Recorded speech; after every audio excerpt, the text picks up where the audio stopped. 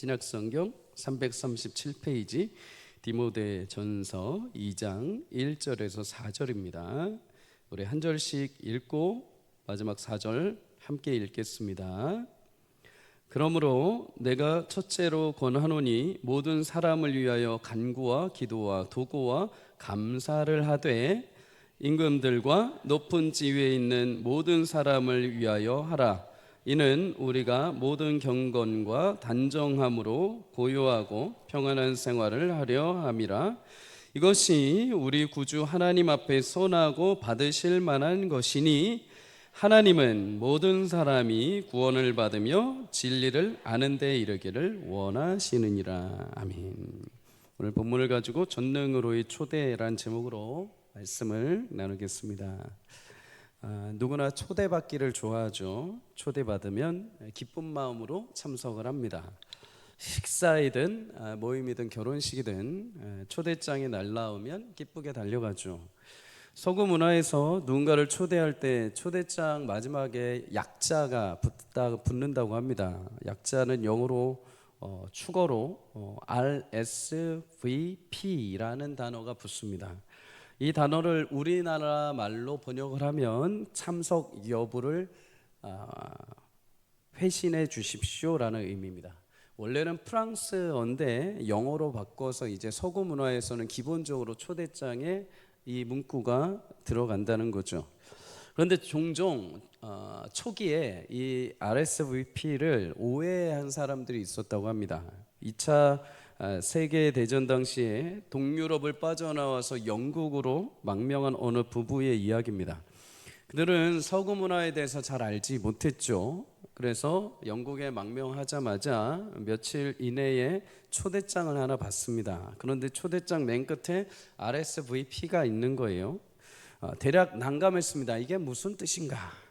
동유럽 출신의 이 부부는 초대장 쓰여있는 이 글귀를 보고 막 해석하기를 시작합니다. 이 뜻인가 저 뜻인가 하다가 남편이 영감이 떠오르는 것처럼 아내에게 말합니다. 여보, 이거 뭔 뜻인지 알겠어. 이거 잊지 말고 결혼 선물을 꼭 보내주세요 라는 뜻이에요. 이렇게 해석을 해버립니다. 왜 그러냐? 동유럽 언어로 W를 V로 해석을 합니다. 그래서 남편이 RSVP를 어떻게 해석을 해버렸냐면 R을 remember, 기억하십시오. S를 sending, 보내는 것을, V를 bending인데 이거를 wedding으로 해석해서 결혼을, P를 present해서 선물, 합쳐서 꼭 당신은 잊지 말고 결혼 선물을 보내주십시오 이렇게 해석을 해버린 겁니다. 여러분, 이 부분은 초대장의 회신 여부를 선물 청구서로 오해해버린 거죠. 오늘날 예수님을 믿는 사람들도 이런 실수를 종종 합니다. 세상에서 가장 위대한 초대는 예수님의 초대이고 십자가의 은혜 아래의 초대인 줄 믿습니다. 그런데 이 초대를 마치 어떤 조건이나 책임이나 의무감으로 하나님이 우리에게 뭐를 시키거나 요구하는 초청으로 오해를 해버린다는 거죠. 그런데 여러분, 그렇지 않습니다. 예수님의 초대는 대가가 없는 초대입니다. 가장 위대한 잔치에 자격 없는 나를 예수님이 불러주신 거죠. 그래서 마태복음 11장 28절은 이렇게 말씀합니다. 우리 함께 읽겠습니다. 시작. 수고하고 무거운 짐 진 자들아 다 내게로 오라. 내가 너희를 쉬게 하리라. 아멘. 죄로 인해서 인생의 수고와 무거운 짐 가운데 살아가는 자들에게 안식을 누리지 못하는 이들에게 예수님은 초청해 주셨습니다. 내게로 와라. 내가 너희를 쉬게 하리라. 여러분, 이런 안식과 쉼이 우리 가운데 임하기를 주의 이름으로 축복합니다. 존 버년이라는 목사님이 철로역정이라는 책에 이런 내용이 기록되어 있습니다. 인생의 짐을 짊어진 크리스천이 말할 수 없는 고통 가운데 십자가를 향해서 열심히 달려갔습니다. 마지막 힘을 다해 오르막 있는 곳으로 뛰어 올라가서 십자가 위에 딱 섰는데 십자가 그 옆에는 무덤이 하나 있었습니다. 열심히 이 크리스찬이 십자가 있는 곳으로 올라오자마자 자신이 평생 동안 짊어졌던 이 짐이 풀리고 땅에 떨어진 겁니다. 그리고 이게 땅에 굴러서 그 무덤 속으로 들어가 버린 거죠. 크리스찬이 너무 기쁜 나머지 확신에 찬 목소리로 말합니다. 예수님이 자신의 슬픔의 대가로 내게 쉼을 주셨고 자신의 죽음을 대가로 내게 생명을 주셨다. 그 감격 가운데 십자가를 바라보면서 눈물을 막 흘리고 있는데 세 명의 천사가 그에게 찾아왔습니다. 평안과 안식을 이야기하며 그에게 찾아왔죠. 첫 번째 천사가 그에게 이렇게 말합니다. 너는 죄가 용서받았다. 두 번째 천사는 그에게 와서 그의 힘든 여정의 누더기 옷을 벗겨주고 새 옷을 입혀주었습니다. 세 번째 천사는 그에게 하늘의 비밀이 담긴 봉인된 두루마리 책을 그에게 선물로 주었습니다. 하나님 나라의 구원의 생명의 은혜가 그에게 전달된 것이죠. 사랑하는 여러분, 그가 이렇게 인생의 짐을 벗기고 죄의 용서와 거룩한 하나님의 백성의 자유를 얻는 순간까지 예수님이 그 크리스찬에게 요구한 것이 무엇일까요? 예수님이 그에게 요구한 것은 아무것도 없습니다. 그저 크리스찬이 예수님의 그 초청을 받고 그에게 나아가는 것 외에는 아무것도 없습니다. 나머지 모든 것은 예수님이 다 하셨기 때문이죠. 예수님의 초청은 여러분 그런 것입니다. 인생의 무거운 짐 때문에 우리가 힘들 때 여러분 얼마나 많이 있겠습니까? 앞날의 길을 찾고 싶은데 길이 보이지 않을 때도 있죠. 자녀들 위해서 그렇게 수고하고 기도했는데 합당한 결과가 나오지 않아서 가슴이 타들어갈 때가 있습니다. 책임져야 할 일들, 인생의 짐, 가정의 짐, 부모로서 사업장의 짐을 떠안는다는 거 얼마나 무겁습니까? 그리고 그로부터 찾아오는 후회와 죄책감과 탄식이 우리를 매일같이 짓누를 때가 있죠. 여러분, 그런데 예수님이 그런 모든 짐을 진 우리 인생을 초대해 주십니다. 그리고 그 초대받은 십자가 위에 우리 짐을 내려놓고 진정한 쉼과 만족으로 여러분의 삶을 새롭게 자유케 하시는 은혜가 있기를 주의 이름으로 축복합니다. 오늘도 예수님의 그 초대 앞에 겸손하게 나아가십시오. 그렇게 아무런 조건 없이 우리를 불러주신 예수님의 그 크신 사랑 앞에 나아가는 모든 자들, 오늘도 우리의 인생의 모든 짐을 가볍게 여겨주시고 예수님과 함께 동행하시며 풍성한 거룩한 구원의 자유와 은혜를 누리는 복된 귀한 성도의 삶이 되시기를 주의 이름으로 축복합니다. 여러분, 이런 귀한 초대를 경험했던 사람이 있습니다. 바로 사도 바울이죠. 바울을 보면 하나님이 이 조건 없는 구원의 은혜에 얼마나 감사하고 감격했는지, 얼마나 이것이 그의 인생이 실제로 다가왔는지를 우리는 보게 됩니다. 디모데전서 1장 12절에서 13절에 그는 이렇게 고백을 하죠. 나를 능하게 하신 그리스도 예수 우리 주께 나는 내가 감사함은 나를 충성되이 여겨 내게 직분을 맡기심이니 내가 전에는 비방자요 박해자요 폭행자였으나 도리어 긍휼을 입은 것은 내가 믿지 아니할 때에 알지 못하고 행하였음이라. 아멘. 여러분, 바울이 이방인의 사도로 쓰임받기 위해 예수님의 그를 구원의 은혜로 초청을 해주십니다. 그 순간 바울이 한 것은 아무것도 없습니다. 오히려 그는 교회를 핍박하는 자였고 성도를 폭행하는 자였습니다. 죽이는 자였습니다. 그래서 15절에 자신을 가리켜서 나는 괴수 중에 괴수였다, 이렇게 표현을 하죠. 그러한 바울을 예수님이 찾아오셔서 거룩한 주님의 은혜로 초청을 해주셨습니다.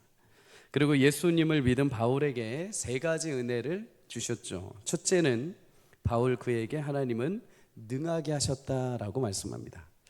예수님은 그 초청에 응하는 성도들에게 하나님의 능력과 은혜를 베푸시는 줄 믿습니다. 여러분, 무엇인가 할 수 있는 능력도 있지만 빌립보서 4장 12절의 말씀처럼 어떤 비참과 풍부와 배고픔과 배부름과 궁핍 가운데서도 견딜 수 있는, 자족할 수 있는 힘과 인내와 은혜를 하나님이 주신다는 것입니다. 두 번째는 충성되이 여겨주신다는 거죠. 바울이 예수님을 만나고 회심했을 때 주변의 목회자 중에 바나바 외에는 바울을 믿어준 사람이 아무도 없습니다. 어떤 누구도 바울을 신뢰하지 않았습니다. 그런데 하나님이 바울을 믿으셨죠. 하나님은 바울을 붙드시고 그의 믿음을 인정해 주시고 이방의 사도로 세워주셨습니다. 여러분, 세상이 나를 인정해 주지 않아도, 나를 믿어주지 않아도 예수님이 나를 믿어주시고 하나님의 존귀한 자녀로 인정해 주신다면 그것이 우리에게 가장 큰 축복이요 기쁨인 줄 믿습니다. 세 번째로 직분을 맡기셨다라고 말하죠. 견딜 수 없는 힘을 주시고 또한 충성된 믿음을 인정해 주신 것도 감사한데 하나님의 나라의 사명을 나에게 주셨다라고 말합니다. 그래서 바울은 감사하다고 합니다. 감사하다. 여기서 직분이라는 이 단어는 영어로 서비스라고 번역이 됩니다. 서비스. 서비스는 섬기는 것이죠. 누구를 섬기느냐? 교회를 섬기고 이방인을 섬기고 성도들을 섬기는 자리입니다. 그런데 왜 섬기느냐? 나의 기쁨 때문에요? 아니요. 영혼들을 위해서요? 아니요. 아니면 나의 명성을 위해서요? 아니요. 바울이 그렇게 섬긴 이유는 그 섬김의 자리를 맡겨주신 주인이신 하나님 때문인 줄 믿습니다. 나를 구원해 주신 것만으로도 너무 감사한데 위대하신 그 하나님 나라의 섬김의 사명을 내게 함께 맡겨주시고 나와 함께 그 일을 이루어가자라고 책임을 부여해 주셨으니 얼마나 감사한 일입니까? 그래서 바울은 이렇게 말합니다. 고린도전서 4장 2절에 맡은 자들이 구할 것은 충성이라. 다른 거 따질 것이 없다는 거죠. 나같이 괴수 중에 괴수인 나를 구원해 주신 것도 감사한데 그런 나를 하나님 나라의 대사로 책임을 부여해 주셨다는 것은 이건 큰 은혜이고 축복이라는 겁니다. 그러니 그 은혜 가운데 직분을 맡은 자들이 해야 할 것은 충성밖에 없다는 겁니다. 은혜 가운데. 사랑하는 여러분, 우리 교회도 여러 직분을 맡고 계신 분들이 있습니다. 교육자를 비롯해서 중직자들, 그리고 구역장, 팀장, 리더, 회장, 여러 사역을 위해서 헌신 봉사하는 분들이 계시죠. 오늘 그 모든 분들에게 바울의 이 마음이 함께 임하기를 주의 이름으로 축복합니다. 어떤 자격이 있어서 능력이 있어서 내가 좀 그 사람보다 신앙이 좋아서 똑똑해서 그 직분을 하나님 내게 맡겨주신 것이 아니라 나는 괴수 중에 괴수인데 그런 나를 불러주신 것만도 감사한데 나를 능하게 하시고 충성되이 여기셔서 하나님이 나에게 하나님 나라의 직분을 맡겨주셨음에 감사함으로 그 사명을 감당할 수 있기를 주의 이름으로 축복합니다. 여러분, 직분이라는 이 단어는 헬라어로 디아코니아라고 해석을 합니다. 신약의 이 단어는 이 뜻은 섬기다라는 의미입니다. 섬기다. 예수님도 자신의 사명에 대해서 이 단어를 사용하시죠. 마태복음 20장 28절 우리 함께 읽습니다. 시작. 인자가 온 것은 섬김을 받으려 함이 아니라 도리어 섬기려 하고 자기 목숨을 많은 사람의 대속물로 주려 함이라. 아멘. 여러분, 세상은 섬긴다고 하면 마치 소진되는 것 같고 손해보는 것처럼 말을 합니다. 그런데 그런 인본주의적인 생각과 관념들이 교회 안에까지 들어와서 우리를 혼란스럽게 만들어버리죠. 그래서 이제 직분을 꺼려 합니다. 그래서 이제 직분은 손해보는 거고 힘든 거고 욕먹는 것처럼 생각을 합니다. 그래서 전도회 총회가 있으면 그날 온라인 예배를 드려버립니다. 아니면 빨리 가버립니다. 이거 뭔가 직분을 맡아서 추천받으면 무조건 다 고사해버립니다. 왜요? 머리 아프거든요. 힘들거든요. 나만 하는 것 같거든요. 여러분, 사랑하는 성도님들, 그러나 하나님 나라에서의 직분은 내가 능력이 있어서나 또는 인간적인 방법으로 어떤 의기투합하는 것이 아니라 하나님이 내게 허락하신 그 자체만으로도 영광스러운 하나님의 거룩한 은혜이고 축복인 줄 믿습니다. 그 자체로 감사하고 하나님을 섬기는 기쁨이 아니라 평가의 대상이 되어버리는 것이 아니라 하나님께서 오늘도 나를 교회 안에 하나님 나라의 거룩한 일꾼으로 부르시고 충성되이 여기셔서 맡겨주신 귀한 선물이 되는 줄 믿습니다. 그 섬김은 나를 만족시키는 것도 아니요, 나를 구원해 주신 하나님께 감사함으로 하나님을 위해 내가 하는 것이죠. 그러니 여러분, 직분의 위치에 계신 분들, 사람들이 날 알아주지 않는다 하여서 마음 상할 필요 없습니다. 내가 이만큼 했는데 왜 교회가 나를 인정해 주지 않고, 왜 회원들이 나를 인정해 주지 않고, 왜 집사님들이 권사님들이 나를 인정해 주지 않고, 왜 교육자가 나를 인정해, 이런 마음으로 한다는 것은 사람을 보고 하는 것이죠. 그러나 사랑하는 성도님들, 우리는 그런 자격이나 결과를 따지는 자들이 아니요, 하나님이 나를 지명하셔서 나를 능하게 하시고 나를 세우시고 내게 선물로 그 직분을 주시고 그것을 통해 하나님 나라를 이루어 가시는 귀한 하나님의 축복의 통로로 삼아주신 줄 믿습니다. 여러분, 예수님도 이 땅에 오셔서 그것을 보여주신 거 아닙니까? 우리에게 인정받으려고, 우리에게 칭찬받으시려고, 우리가 무엇인가를 확대해서 예수님을 해석하기 위해서 예수님이 하신 거 아니죠. 하나님의 기쁘신 구원의 뜻을 이루시기 위해 그저 섬김의 자리에, 십자가의 자리까지 가신 것입니다. 그리고 이제 예수를 믿는 자들은 그 예수님을 따라 그 길을 함께 걸어가는 것이죠. 그것이 우리를 성도로 합당하게 자신을 드러내는 징표가 되게 하는 것입니다.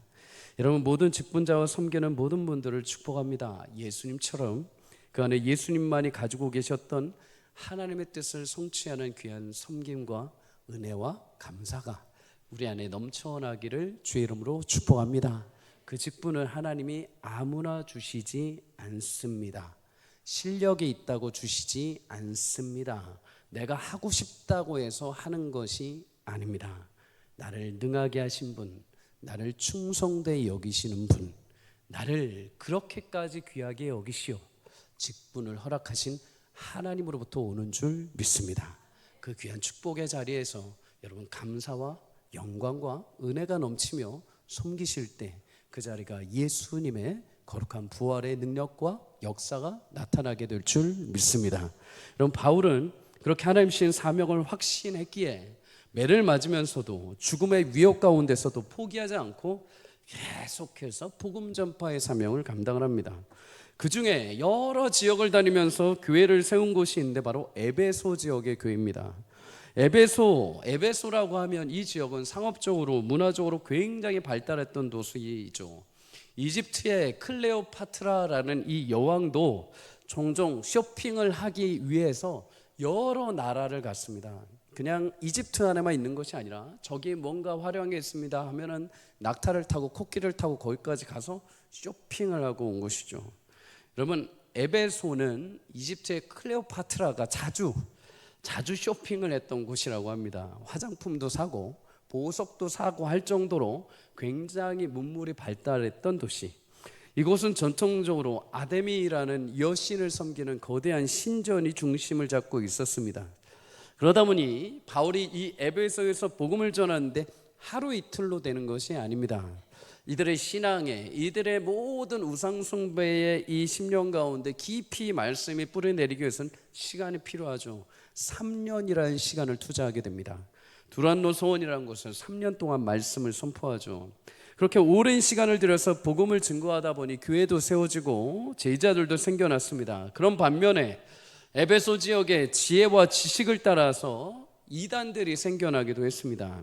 그럼에도 바울이 더 이상 에베소에 머무를 수 없고 계속 전도 여행을 이어가야 하기에 에베소를 떠나야 하는 시간이 찾아왔습니다. 그때 그러면 이 에베소 교회를 누구에게 맡겨야 됐을까요? 아무에게나 맡겨서는 안 되겠죠. 그때 바울이 맡겼던 자가 바로 그의 영적인 아들 디모데라는 자입니다. 너무도 귀한 교회를 함부로 아무에게 맡길 수 없기에 영적으로 자신이 신뢰하고 자신이 믿을 수 있는 디모데라는 30대의 제자에게 준 것이죠. 여러분, 바울은 1차 전도행을 하다가 루스드라라는 곳에서 죽을 위기에 처하게 됩니다. 그곳에서 사람들의 도움을 받아서 위기를 모면하게 되는데 그곳에 있던 사람 한 명이 바로 디모데입니다. 디모데는 디모데후서 1장에 보면 그의 유대인 어머니인 유니게와 외할머니 로이스로부터 믿음을 배우게 됩니다. 신앙을 배우게 되고 성경 말씀을 배우게 됩니다. 그리고 그 지역의 모든 사람에게 칭찬을 받을 정도로 신앙과 인격에 있어서 굉장히 바른 길을 걸었던 자이죠. 바울은 에베소를 떠나면서 이 신실한 그의 영적 아들인 디모데에게 에베소 교회를 부탁합니다. 그리고 에베소를 떠난 뒤 8년 정도가 지난 후에 에베소 교회를 목회하는 디모데에게 디모데 전후서로 서신 편지를 보낸 거죠. 그래서 우리는 이 디모데 전후서를 일반적으로 목회 서신이라고 말합니다. 목회를 하는데 필요한, 교회를 위해 필요한 말씀. 그래서 이 안에는 교리와 예배에 관한 것, 경건생활, 직분자, 물질, 사회적인 책임 등 여러 가지 주제가 담겨 있죠. 또한 바울이 디모데에게 편지를 보낸 중요한 이유 중에 하나가 또 있습니다. 디모데전서 1장 3절에 보면 바울이 디모데를 에베소에 남겨둔 이유에 대해서 어떤 사람들이 다른 교훈을 가르치지 못하게 하라 라고 책임을 보여 주옵니다. 디모데에게 서신을 보낸 이유 중에 하나도 그 다른 교훈, 이단의 다른 교훈이 남아있기에 거기에 휘둘리지 말고 진리를 붙들고 끝까지 힘써 싸우기 위하도록 디모데 전서를 보내준 것이죠. 그렇다면 여러분, 당시에 이 에베소 교회 안에 있던 다른 교훈이라는 것은 무엇일까요? 1장 4절에서 5절에 이렇게 말을 합니다. 신하와 끝 없는 족보에 몰두하지 말게 하려 함이라. 이런 것은 믿음 안에 있는 하나님의 경륜을 이름보다 도리어 변론을 내는 것이라. 이 교훈의 목적은 청결한 마음과 선한 양심과 거짓 없는 믿음에서 나오는 사랑이거늘. 여러분, 다른 교훈이라고 하는 것은 신화와 족보다라고 말을 하죠. 신화라는 것은 허상된 이야기입니다. 그와 더불어서 당시에 영지주의자들을 말합니다. 영지주의자, 구원을 얻기 위해서는 특별한 영적인 지식이 있어야 된다는 겁니다. 말씀, 예수 그리스도, 육체 이런 것 다 부정해서 우리를 구원 못한다는 거죠. 신비한 하늘의 지식을 가진 자들만 구원을 얻을 수 있다. 또한 족보라는 것은 무엇일까요? 우리의 구원은 전통적으로 율법적으로 아브라함의 혈통과 족장의 혈통을 이어받은 이 족보 안에 들어있는 후손들만이 구원받을 수 있다라고 주장한 것이죠. 이들의 공통점이 있습니다. 바로 자신들과 다른 사람들을 분리시킨 거죠. 우리는 영적인 지식이 있어서 구원받아. 너희들도 구원받으려면 이 영적인 지식이 있어야 된다. 우리는 족보가 있는 집안이야. 아브라함 때부터 내려온 이 족보 때문에 우리는 이미 구원을 받았어. 너희도 구원받으려면 이 족보 안에 들어와야 돼 하면서 자신들과 이 사람들을 분리시켜버린 것입니다. 그런데 여러분, 이러한 잘못된 가르침은 오늘 성경에 뭐만 일으킨다고 합니까?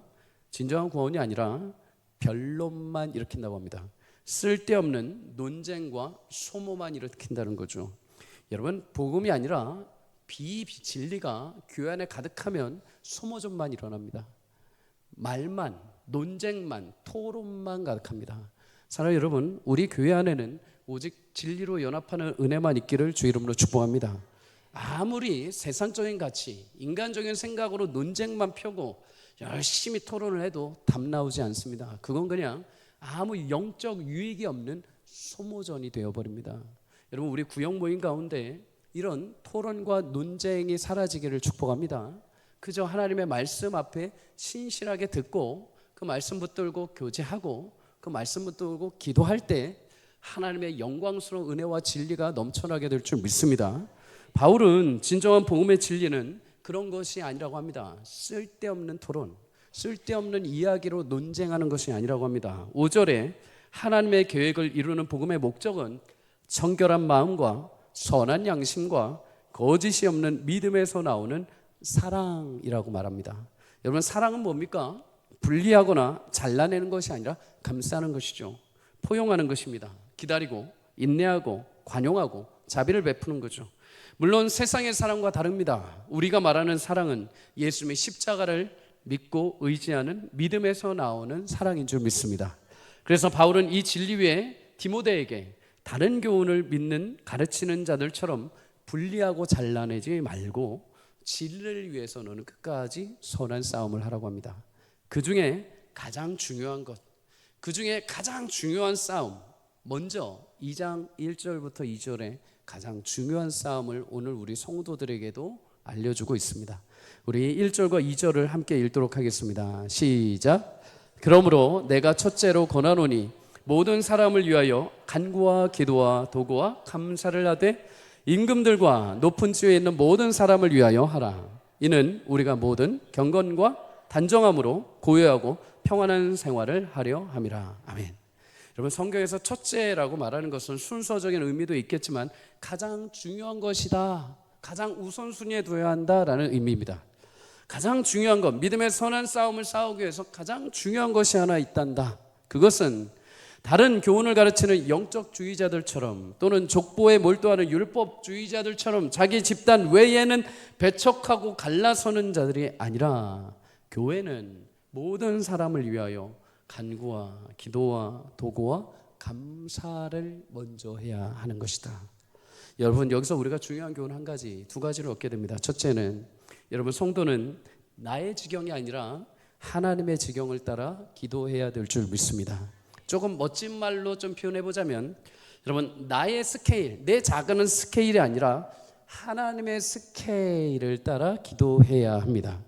각 교회마다 주의해야 하는 것이 있습니다. 그거는 우리 교회만 잘 돼야 한다는 것, 지역주의, 개교회주의에 빠지는 것을 주의해야죠.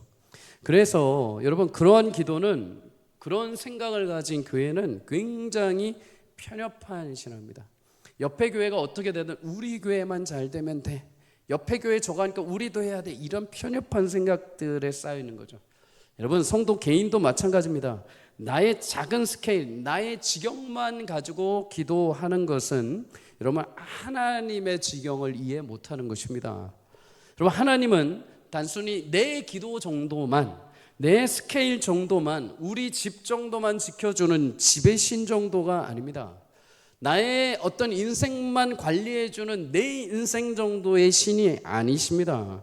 광활한 온 우주를 창조하신 하나님은 나뿐만 아니라, 우리 가정뿐 아니라, 우리 교회뿐만 아니라 그 모든 것을 넘어 모든 민족과 열방을 향하여 하나님 두루두루 통치하시고 그 계획을 완성해 가시는 분인 줄 믿습니다. 교회는 그 하나님과 함께 모든 사람을 위하여 지경을 넓혀야 하는 것이죠. 우리 교회와 여러분의 기도, 조금씩 그 기도의 지경과 스케일이 내 스케일에 작게 뭉쳐져 있는 것이 아니라 하나님의 스케일까지 넓혀지는 은혜가 있기를 주 이름으로 축복합니다. 우리 자녀들이 내 인생, 나의 학교, 나의 결혼만 꿈꾸는 것이 아니라 더 넓혀서 하나님이 이 땅 가운데 나를 어떻게 사용하시는지, 온 민족을 위해서 어떤 소망과 꿈을 두고 계시는지까지 기도하며 비전을 품으며 우리 자녀들이 그렇게 하나님의 지경까지 사용되는 은혜가 있기를 주 이름으로 축복합니다. 우리 교회가 그냥 단순히 우리 교회 안에서만 좋은 것이 아니라 이 지역 사회를 위해서 꿈꾸고 기도할 때 강북구 이 지역의 하나님의 놀라운 역사를 진두지휘하는 교회가 되기를 주 이름으로 축복합니다. 여러분, 기도 가운데 특별히 4가지 종류가 나오죠. 간구와 기도와 도구와 감사입니다. 간구라는 말은 그대로 내 필요를 간절히 구하는 기도입니다. 영국에서 유학을 하시던 어떤 목사님이 이런 간증을 했습니다. 자신은 늘 성도에게, 교회에게 기도할 때 하나님의 뜻을 알고 기도해야 됩니다. 하나님의 뜻에 부합하게 기도해야 합니다. 이렇게 가르쳤다는 거죠. 그런데 어느 날 영국에서 자신의 아이가 차에 부딪혀서 교통사고가 난 것입니다.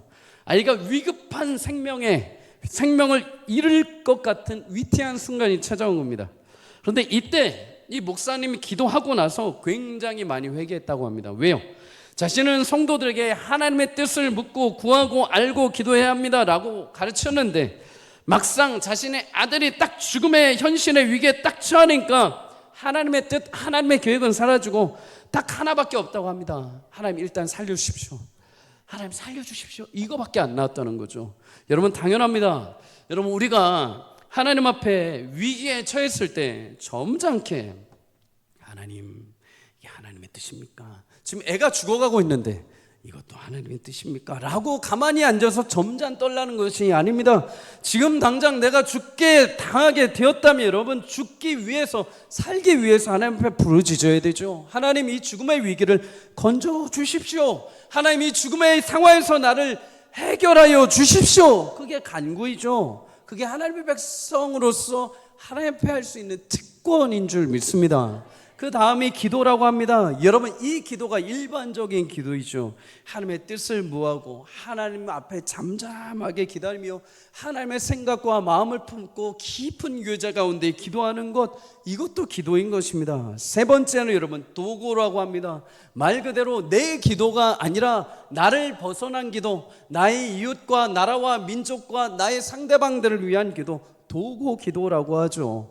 여러분, 말 그대로 내가 아닌 다른 누군가를 위해서 하는 기도. 그리고 마지막에 여러분, 기도 가운데 굉장히 중요한 것이 하나 담겨 있습니다. 감사라고 합니다. 우리는 흔히 감사를 그냥 고맙습니다 정도로 표현하는데, 여러분, 감사가 기도에 담겨 있습니다. 여러분, 왜 그렇습니까? 영화로우신 하나님께 우리는 사실 기도할 수 있는 존재가 아닙니다. 우리는 그 위대하신 하나님 앞에 하나님 아버지라고도 부를 수 없고, 감히 내가 말한다고 해서 하나님이 들어주실 수 있는 분도 아닙니다. 그런데 예수 그리스도를 통해 내가 아주 작은 신음에서 부르짖을 때도 하나님 그것을 귀 기울여 주십니다. 하나님은 그 신음조차도 기억하시고 들으시고 응답하십니다. 그러니 여러분, 하나님은 우리가 구하기도 전에 우리가 있어야 할 것을 아시는 하나님, 우리가 어떤 방편으로 기도를 해도 그것을 응답하시는 하나님이시기에 우리 감사할 수 있는 것이죠. 사랑하는 여러분, 우리 기도 가운데 지경을 넓혀서 우리의 간구와 기도와 도구와 감사의 은혜가 넘치기를 주의 이름으로 축복합니다. 그 기도에 하나님은 응답하실 것입니다. 그 기도를 들으시고 성도들에게 주신 특권의 이 기도를 통하여 하나님의 역사하시는 줄 믿습니다. 여러분, 그런데 이 기도를 하는데 누구를 위해서 먼저 하라고 합니까? 오늘 본문에 보면 2절에 임금들과 높은 지위에 있는 모든 사람을 위하여 하라라고 말합니다. 우리 여기서 마지막으로 한 가지 더 교훈을 얻습니다. 교회와 성도의 최종적인 싸움은 택함받은 모든 사람을 구원에 이르게 하는 것인 줄 믿습니다. 사랑하는 여러분, 오늘도 제가 강단에서 설교하는 이 자리가 어떤 누군가 한 영혼의 구원에 이르지 못한다면 죄송하지만 이 설교는 아무 유익이 없습니다.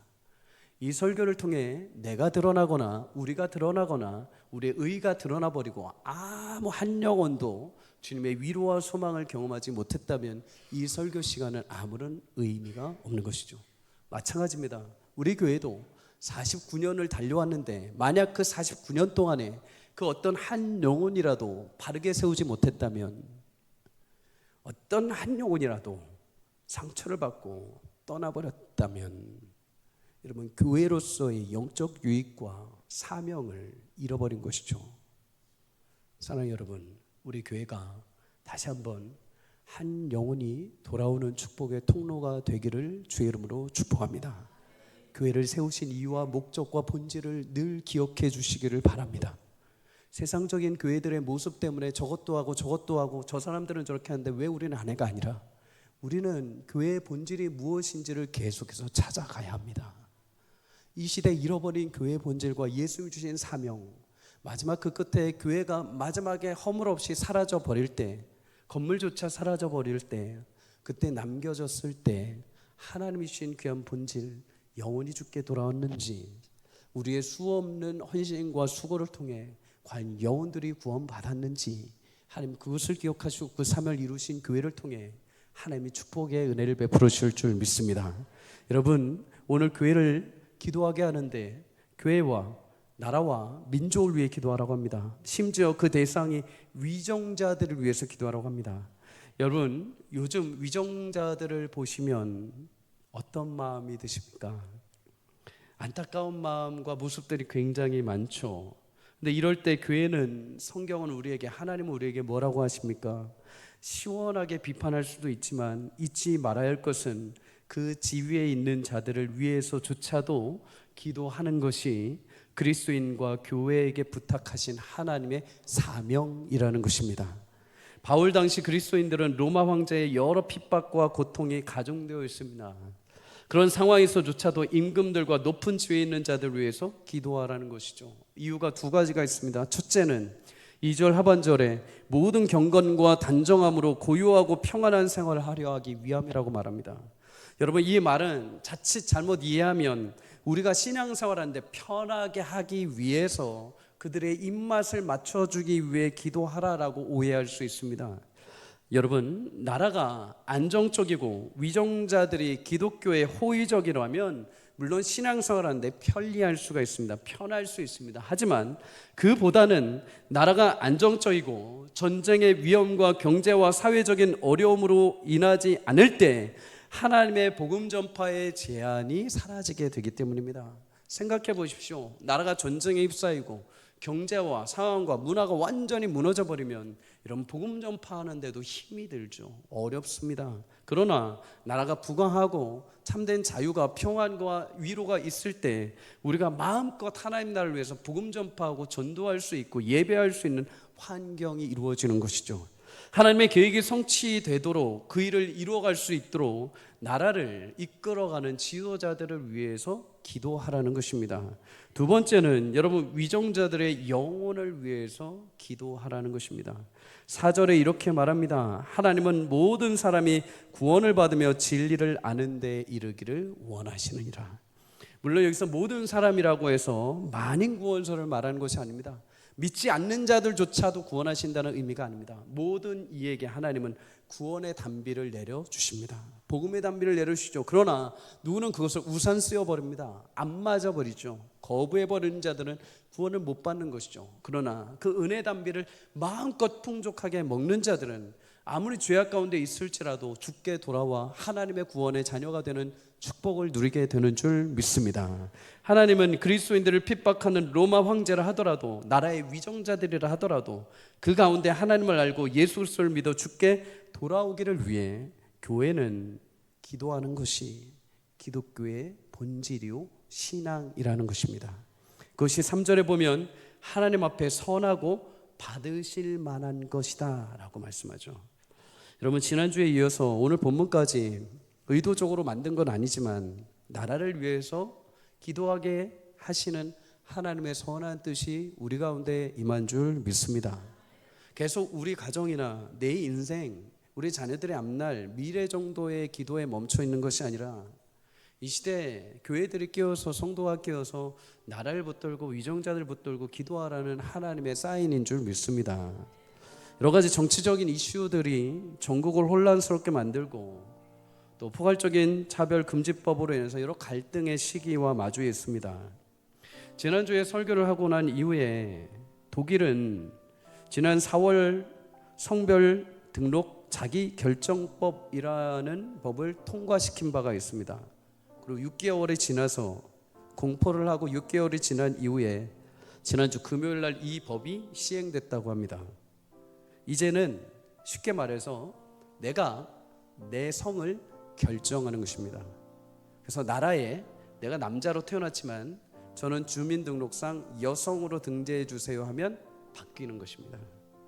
스스로 성별을 결정하는데 여러분 6개월 동안 이 법이 지난주 금요일 날 시행되기까지 신청으로 예약을 받았는데 독일인 1만 5천 명이 이미 예약을 했다고 합니다. 여러분 이 정도까지 나라에 여러 가지 법과 나를 이끌어가는 지도자들의 현실과 상황이 어려운 것이죠. 세계적인 문화로 자리 잡고 있는 이 성적인 타락과 아픔들 속에서 여러분 나라의 위정자들이 당연히 바로 서야 되고 그들을 위해서 기도해야 되는 것은 교회의 사명이고 교회에게 주신 하나님의 책임인 줄 믿습니다. 들려오는 나라 안팎의 소식과 위정자들의 소식 들으면 한숨이 나올 수 있습니다. 그러나 여러분 그 나라와 그 위정자도 하나님이 통치하고 계심을 기억하시기를 주의 이름으로 축복합니다. 애굽의 바로조차도 하나님의 주권 아래서 이스라엘 백성을 출애굽하는 데 하나님이 사용하셨습니다. 북이스라엘 수많은 대적했던 왕들조차도 하나님이 북이스라엘과 남유다를 바벨론의 포로로 끌려가게 하시기 위한 하나님의 도구들로 다 사용하셨습니다. 하나님의 뜻은 어느 위정자 하나 때문에, 어느 순간의 정치 하나 때문에 무너지지 않습니다. 여러분 바울이 이 편지 디모데 전후서를 쓰고 난 이후에 그는 목이 잘려 순교하게 됩니다. 당시 바울이 살던 시대에 가장 로마의 핍박과 아픔을 주었던 왕, 로마에서 살던 그리스도인들을 학대하고 핍박했던 네로의 통치 시기입니다. 네로에게 바울은 순교를 당하죠. 로마 시민 중에 그리스도인들이 있다면 그는 모든 권리를 박탈했습니다. 공개적으로 예수 믿는 것을 두렵게 하기 위해서 시내마다 그리스도인들을 잡아서 도끼로 칼로 죽이고 그것도 안 되니까 사자 우리까지 집어 넣었습니다. 여러분 그런데 그 당시에 이런 상황에서도 하나님은 바울을 통해서 위정자들을 위해서 기도하라고 합니다. 왜요? 여러분 그 원수 같은 자들을 원수나 회방꾼으로 여기지 말고 모든 권리를 박탈당하면서까지도 너희가 끝까지 포기할 수 없는 그 원인이 되는 복음을 알 수 있도록, 그래서 그 핍박하였던 자가 핍박을 받는 자로 변화되는 일이 있도록 교회는 힘써 기도하라는 것이죠. 바울이 그러했습니다.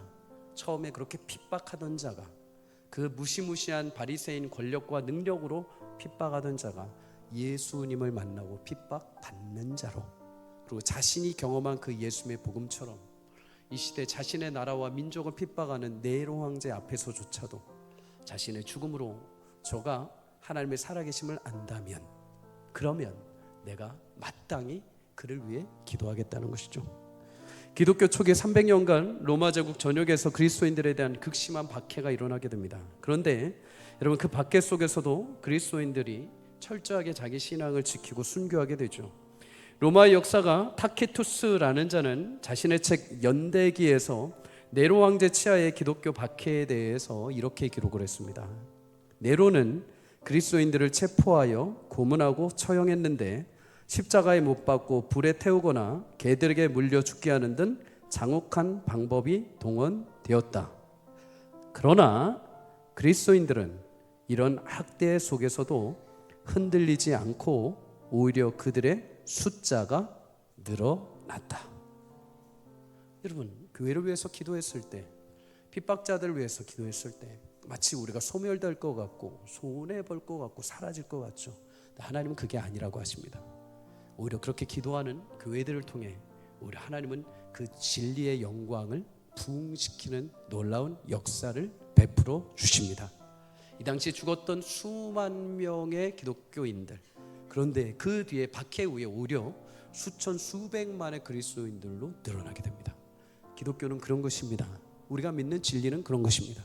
박해가 있고 어려움이 있고 끝날 것 같은데 오히려 그 안에 진리를 지키고 하나님의 본질을 지키면 오히려 하나님이 더 흥황케 하시는 역사가 지금 이 시대까지 이어진 것입니다. 사랑하는 여러분, 오늘도 우리가 이 말씀을 기억하며 시대와 민족은 어렵고 상황과 환경은 비성경적으로 가는 것 같을지라도 물론 하나님께서 그 가운데 끼어 우리가 기도함으로 하나님의 거룩한 역사와 은혜로 우리를 흥황케 하시고 부흥케 하시는 은혜를 주실 줄 믿습니다. 시대가 어려져 갈수록 더욱 그리스도인들은 뚜렷하게 빛날 것입니다. 날이 더 어두울수록 하늘의 별이 더 반짝이는 것처럼 더욱더 명확하게 여러분의 기도와 교회의 헌신을 통하여 하나님 이 시대를 밝히 드러내실 줄 믿습니다. 한 주간에도 여러분 이 귀한 초대에 부름받은 하나님의 백성으로 담대하게 살아가십시오. 세상 사람들처럼 아우 이렇게 정직하게 살아봐야, 그리스도인으로 살아가봐야, 아우 세상이 이런데, 세상 마치 종말을 것처럼 끝나는데 대충 살아가 아니라 끝까지 주의 말씀 오늘도 신실하게 이루시는 하나님을 붙들고 기도할 때 하나님께서 여러분 가운데도 영적인 부흥과 새롭게 하시는 은혜가, 이 나라 이 민족을 다시 새롭게 하시는 역사가 우리 가운데 임하는 복된 한 주가 되기를 주의 이름으로